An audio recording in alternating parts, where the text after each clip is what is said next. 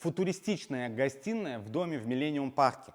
Каминная зона с камином Палацетти, второй свет с высотой 10 метров, большой диван и, конечно же, главным элементом гостиной является вот этот рояль Whale-Tone. Он выполнен в форме кита. Это спецзаказ, который делали 2 года специально для этого дома. Это белый лак и внутрянка от Roland мощностью 200 Вт.